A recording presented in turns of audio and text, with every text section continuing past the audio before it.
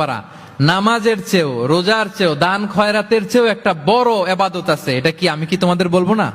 সাহাবারা তো অবাক, নামাজের চেয়েও বড় ইবাদত, রোজার চেয়েও বড়, দানের চেয়েও বড়। ক্বালু বালা ইয়া রাসূলুল্লাহ।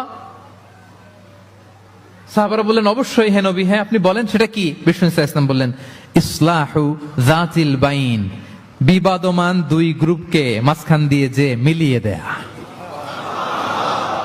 নামাজের চেয়েও বড়, রোজার চেয়েও, সাদাকার চেয়েও বড়, মিলায় দেওয়া। আমরা মনে করি সেজদা দিতে দিতে কপালে দাগ ফেলে দিছি, এটাই তো বড় ইবাদত। এটা তো নিঃসন্দেহে বড় ইবাদত।